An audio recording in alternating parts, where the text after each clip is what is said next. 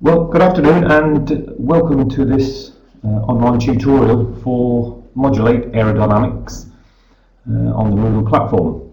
I hope you enjoyed or at least got enough information out of the notes and the questions that have been put up on the Moodle platform to give you an appreciation of the whole of the actual module. The actual exam you will take towards the end of February will encompass all the chapters that you've been through, and we'll deliver up to 20 questions you'll have on the actual exam. So 5 marks for each. Okay, so really as far as it goes for the exam, you can obviously get 5 wrong in order to achieve your 75%, which is required to pass the actual EASA exam.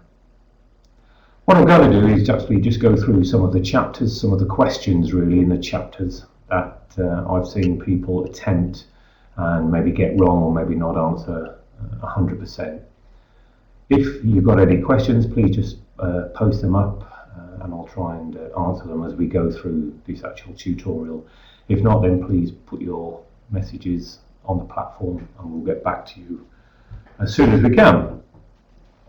So, first chapter we go through the atmosphere. The actual chapter itself just went through the main bases of pressures, viscosity, density, etc.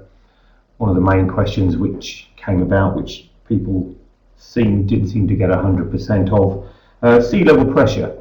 That is done in millibars instead of the old PSI, pounds per square inch. So that actually works out at 1013.2 millibars, or as happens nowadays in what's called hectopascal. So that would be the answer to that one, 1013.2 millibars as such. The difference between absolute pressure being gauge and atmospheric. Okay, so if you get a question coming up which deals with if gauge pressure on a standard day is 25 psi, what is its absolute? Well, as absolute is gauge plus atmospheric. Atmospheric pressure is 14.7 psi. Add the two together and we get 39.7 psi. It's really a matter of just a quick addition. Absolute pressure being atmospheric plus gauge, and any other combination of those which the question seems to ask. 1 atmosphere, this is really just the good old-fashioned PSI here. That is 14.7 psi. Other questions which may come out to do with the lapse rate of temperature. Now we know that specifically, but in EASA questions it will roughly be approximately equal to 2 degrees Celsius per 1,000 feet. So if you work at that, you should be able to work out your answer. Remember that standard sea level temperature is 15 degrees Celsius. So what we need to do, if we're going to go to 30,000 feet, what temperature would be recorded at that? For every 1,000 feet, as we said, is 2 degrees Celsius. We reduce, so that would be 15 degrees. We would, that would be 30,000 feet for 30, so it's 30 times 2 is 60, so we're taking away 60 degrees Celsius from plus 15 degrees Celsius, so 30,000 feet will be minus 45 degrees Celsius. One thing you may want to head up is that after about 36,089 feet, the temperature stays the same. So even at 45,000 feet, the temperature will be minus 56.5. Don't get caught into the trap of trying to calculate it out.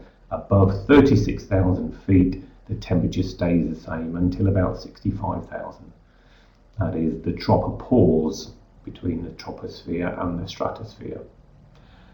It's where some people can sometimes fall down. Going into aerodynamics itself and the differentiation of pressure distribution using Bernoulli's principle. We seem to have a bit of confusion here between divergent and convergent ducts. Diverging means to actually open out. Okay, so we're actually going to open out the throat of the venturi. So as we start to do that, the speed of the air will slow down. As speed slows down, static pressure goes up. Conversely, in a converging duct, the throat of the venturi, as it starts to go inwards, we must speed up the air to conserve the amount of mass going through that area at the time. So as speed goes up, pressure will go down. So as we go into a converging duct, the velocity of the air will speed up and the pressure, the static pressure, will go down. And that's just a general statement of Bernoulli's principle.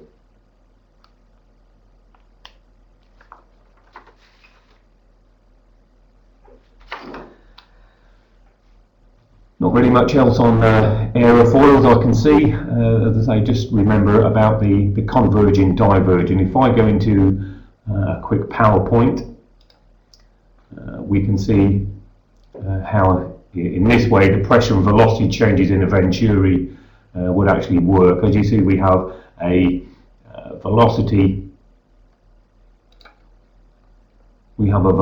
indicator here and a pressure indicator here, both at the same pressure at the moment. There's our normal static pressure going through. Here is the converging part of the venturi. So as it starts to converge inwards, then the velocity of the air must speed up because we've got to get that amount of air through that throat. This is similar to the old egg timer principle. So as velocity goes up, pressure goes down. Conversely, the diverging duct, which is part of the question, is here as it starts to open out. So therefore the air will slow down because now it's got more area to actually flow into. So as the velocity goes down, then the pressure will start to rise again to that equal to the converging side. That's just one of those Bernoulli principle pieces of information you just need to get into your head. Going on to aerofoils, one of the things which comes on is what happens to pitching moments. Now, the pitching moment of an aircraft is whether it pitches nose up or nose down, and this is to do with the centre of pressure moving against really the centre of gravity. One of the questions which come up is the angle of attack changes. What happens to the pitching moment at the aerodynamic centre? Now, the aerodynamic centre is actually similar to the centre of gravity in weight. It's the point about which there is no pitching moment change. So therefore the answer to this question was no change. The aerodynamic centre stays without a pitch nose up or a pitch nose down. As I say, it's similar to the centre of gravity of weight where there is no turning moment. A positive pitching moment, by convention, we actually say is a nose-up moment. So that's the effect it would have on the nose. A positive pitching moment has a nose-up. This is really to do with how the centre of pressure is distributed over the wing from the centre of gravity.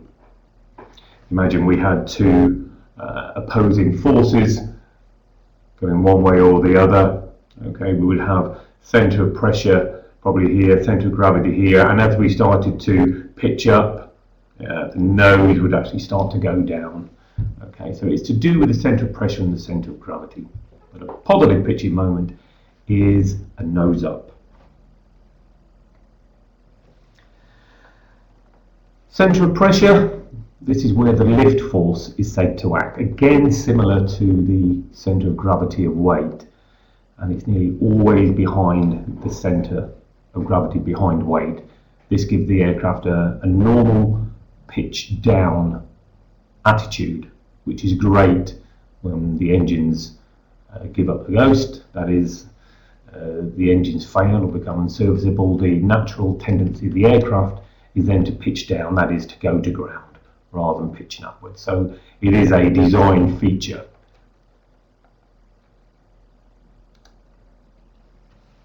As we see on this PowerPoint here, the aerofoil centre of the pressure curves, we can see as we start to increase the angle of attack,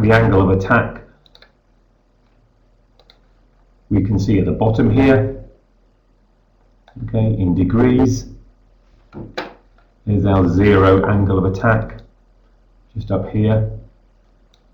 Okay, as we start to increase the angle of attack and we start to go this way, what happens is that the centre pressure then starts to move forwards towards the leading edge of the aerofoil until we get to such a point, which is really the stalling angle, which is then what happens to the centre pressure after that. It will then start to move rearwards towards the trailing edge. So as we increase the angle of attack, the actual centre pressure will start to move forward. This happens mainly because there is more lift produced on the forward edge of the airfoil as we start to increase the angle of attack. And so therefore the centre of lift will start to move forward. So as the angle of attack increases, the centre pressure starts to move forward until we get to the stalling angle, 14, 15 degrees maybe, angle of attack. It then starts to move rearwards, which is really why once at the stall angle, that's why an aircraft will tend to pitch downwards, because the turning moment between the centre of pressure and the centre of gravity increases. So really the two are really close together at the stalling angle, but as it starts to stall they move apart, therefore the turning moment will start to pitch the nose downwards. So again, a design feature allowing the aircraft to go to ground.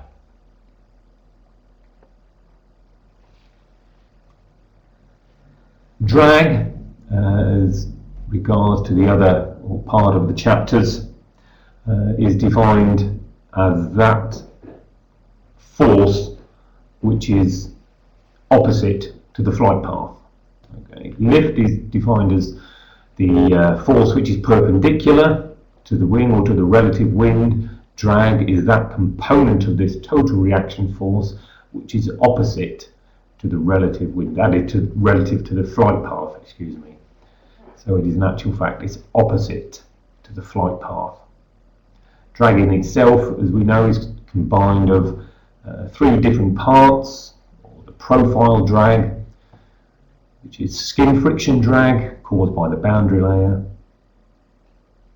The interference drag, which is caused by 2 surfaces coming against each other, say the wings and the fuselage.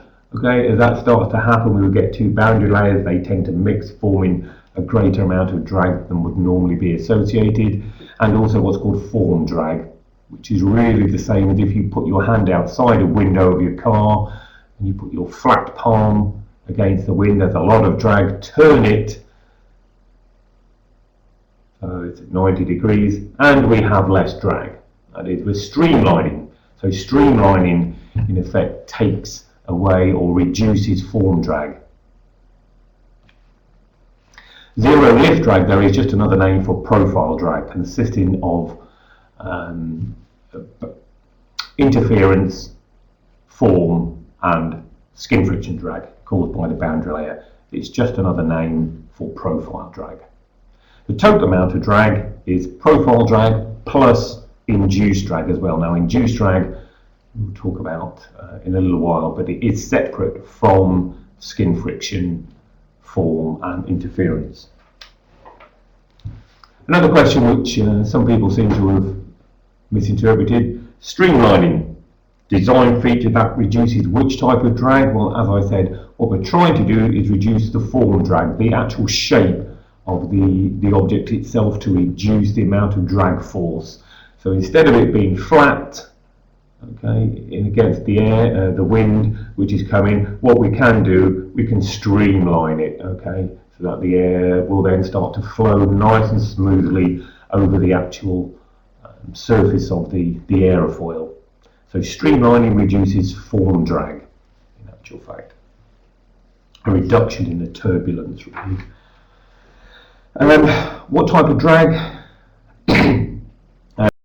depends on the smoothness of a body. This is skin friction. Skin friction is done by the boundary layer slipping over the aerofoil. That's why we have countersunk rivets at the forward end of the aerofoil, so that the boundary layer isn't tripped into being turbulent, which causes a lot more drag. So as long as we have good riveting techniques, the countersunk rivets are nicely smooth on the aerofoil skin itself, then the skin friction drag will be reduced.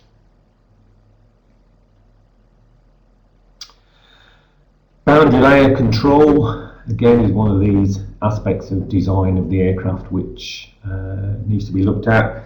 On a swept wing aircraft, then wing fences. What we're trying to do with this is we're trying to reduce induced drag. Now, induced drag is drag which is what's called lift dependent. That is, it is the drag which can only be produced when lift is produced. Unlike skin friction, interference and form, the induced drag is only produced when we start to produce lift.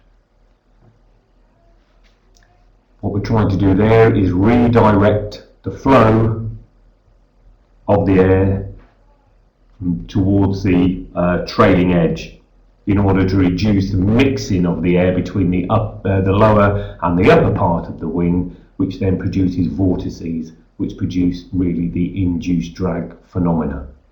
So if we can redirect the actual air from the wingtips back towards the trailing edge, we reduce the possibility of vortices happening. Which really, if we get the aircraft similar to this, we have air at the bottom of the wing, high pressure here, low pressure on top. This is to do with the Bernoulli principle. The air always goes from high to low, so from the lower surface to the upper surface we would get air going around the wing similar to this. So what will happen is, as the air mixes that way and across the top, the air may start to mix across the trailing edge of the aircraft, we then will start to get swirling vortices. These then produce what we know as induced drag. It actually tilts the lift vector backwards. Another one, which type of drag is proportional to speed? Well, a bit of a funny question on this one. It's what's called profile drag. In actual fact, it's proportional to an increase in the speed. The question could have been probably worded a little bit better. Profile drag will increase as the square of speed. Induced drag reduces as speed increases.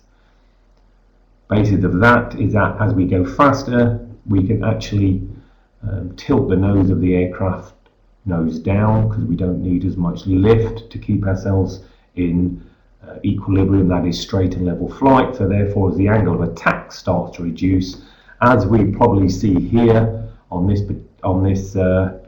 aerofoil here, as we reduce the angle of attack, okay, induced drag will start to reduce as well. So which type of drag is proportional to speed or an increase in speed? It is actually profile drag. That will increase proportionally to the increase in speed. And the use of fairings and fillets on the side of an aircraft, or where the wing meets a fuselage, you often see a blending of those two particular components. That is to do with interference drag. That's where two boundary layers start to mix each other between what will be the wing and the fuselage, and in order to smooth those boundary layers out, we actually put on fairings, or what are called fillets as well. So interference drag will be reduced by fairings and fillets. Another part of induced drag is as we start to increase altitude. So as an aircraft gains altitude, really which type of drag will increase due to a lowering of the density of the air?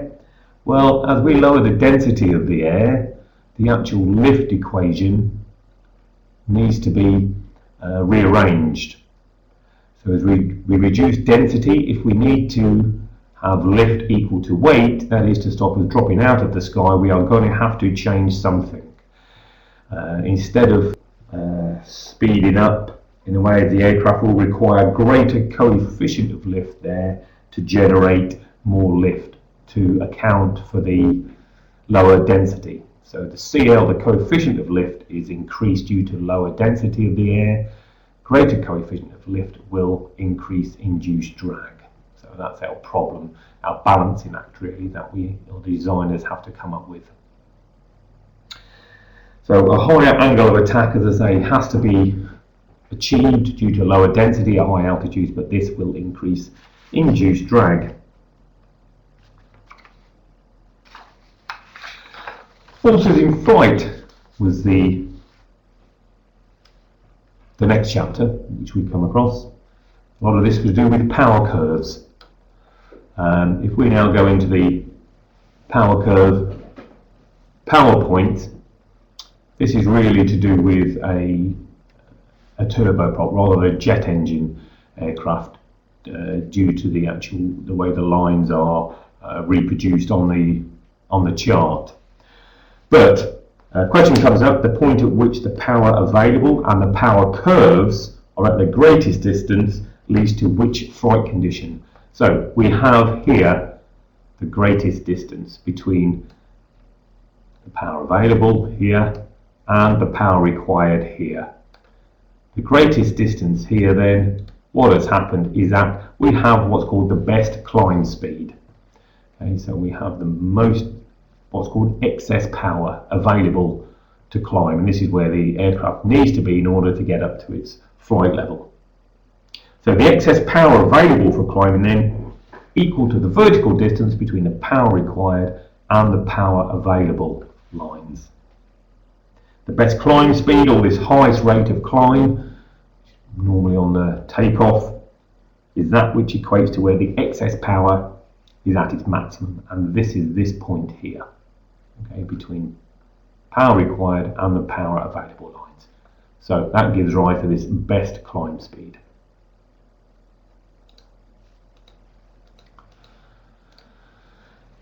Another one to come up: the minimum drag point on the power required graph leads to which flight condition? If we go to the next PowerPoint, we should see this. The minimum drag point here is right at the bottom of the curve here. It's not this point, it's actually this point here.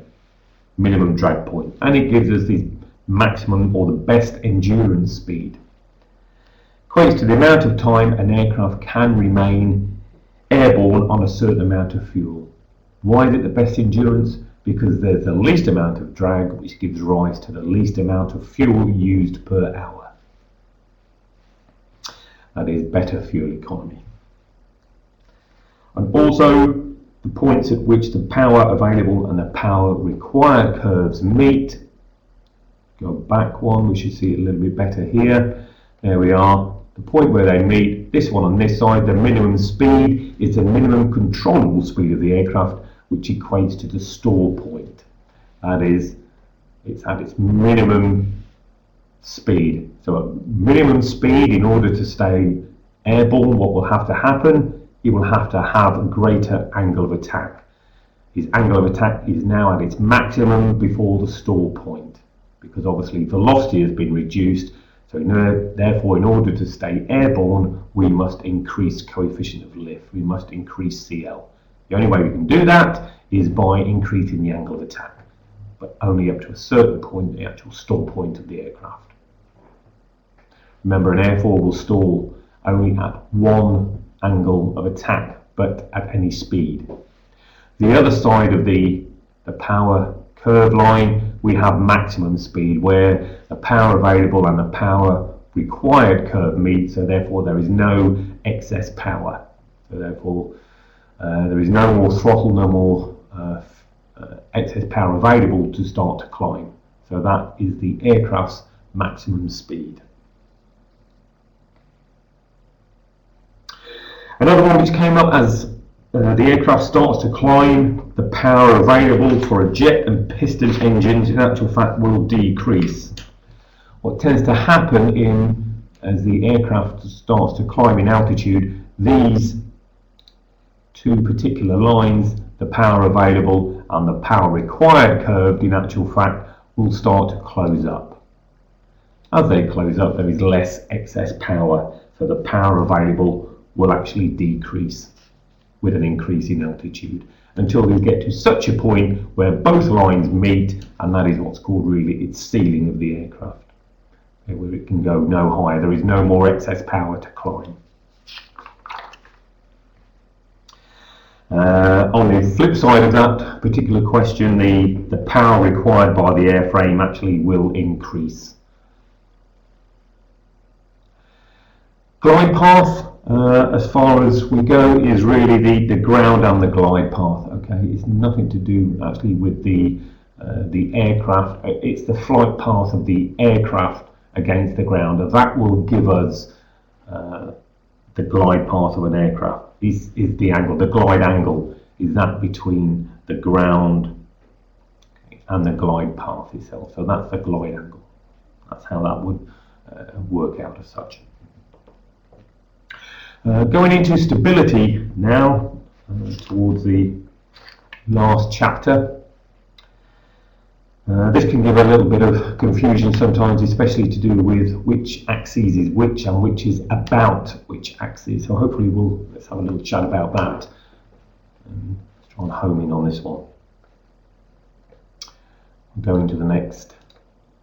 There we go, these axes of stability. So the first one we've got is what's called the restoring force. Gives an aircraft directional stability about its normal axis provided by which part of the aircraft.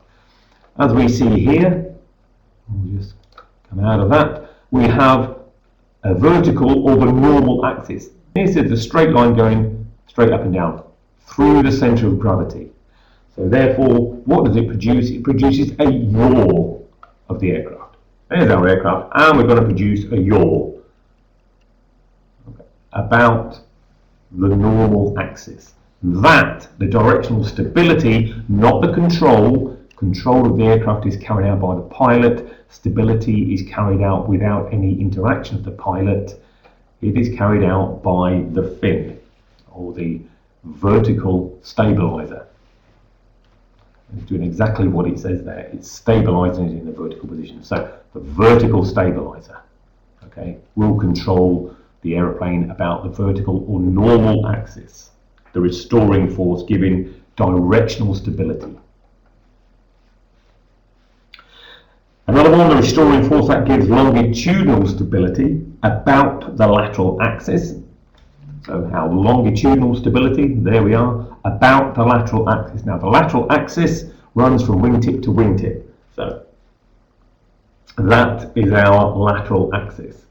And if we rotate the aircraft about the lateral axis, okay, we will do that. We are therefore giving the airplane pitch.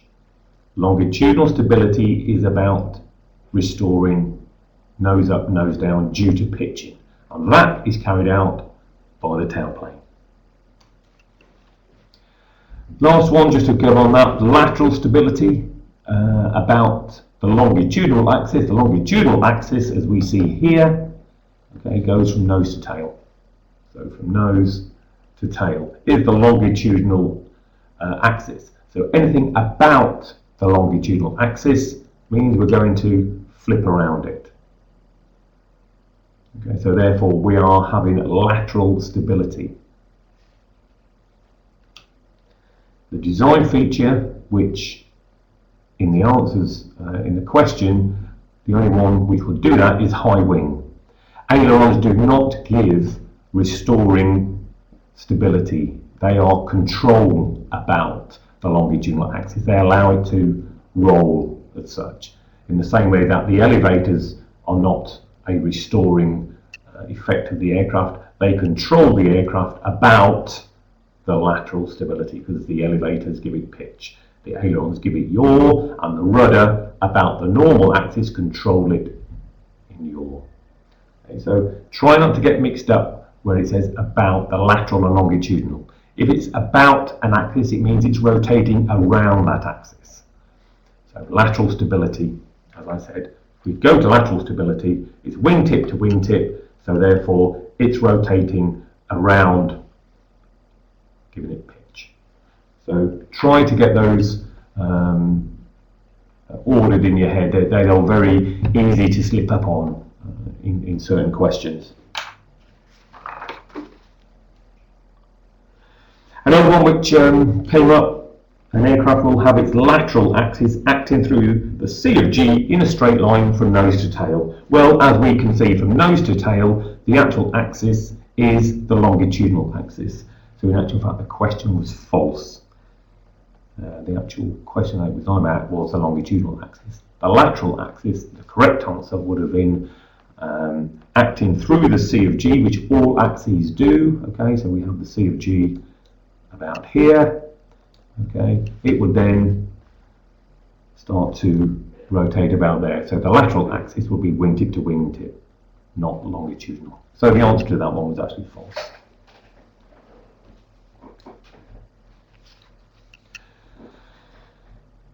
Much as we've seen on the end of it in the revision questions, they're really just hopefully just a mishmash of other questions that equate to all the chapters. As I say, in the actual exam you will have 20 questions to answer, 5 marks for each as such, so therefore, as I said, there is a possibility of 5 mistakes, which will allow you 75%. When you start going through, the other part of stability is maybe to do with trim tabs as well as ailerons. It's very difficult sometimes when questions start to come up on the trim tabs, depending which way the trim tab is going to restore an aircraft or control an aircraft about a certain axis. So an aileron trim tab, if a left wing is flying low, which way would the trim tab of an aileron be? We just have to work that one out, and most people, as they start to, will start to draw pictures in the air with their hands just to make sure it's correct. Remember, the trim tab works, depending on the type of tab it is, in the opposite direction to the actual control surface it's trying to keep in that position.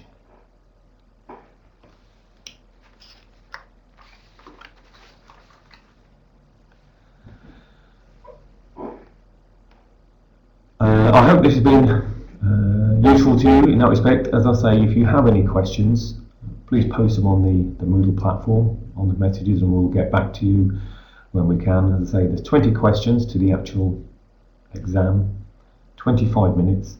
Take your time, read the question. As we've gone through some of these questions, the answers, or the people who've got them wrong maybe have just seen, haven't really looked at the question deep enough.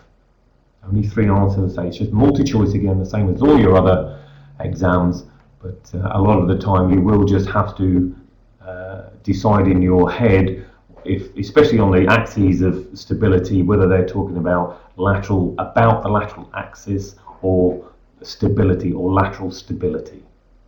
So this is just one thing that you just have to get around in your head. Anything about an axis means that it's rolling about that axis. Think of it as a rod going through, like in here we have a longitudinal axis rod in actual fact. I draw that in. So there's the rod, so it's going about that particular rod. So it would move in that direction, okay, about the longitudinal. E.g. given as we need lateral stability. And the stability is about the aircraft restoring a force without pilot intervention. It's not control, which is ailerons, elevators, and rudder. Okay, if there's no other questions, then hopefully good luck with the exam. If you have any questions, as I say, please put them on the Moodle platform message, and I'll get back to you with the answers as soon as I can. Okay, good luck, goodbye.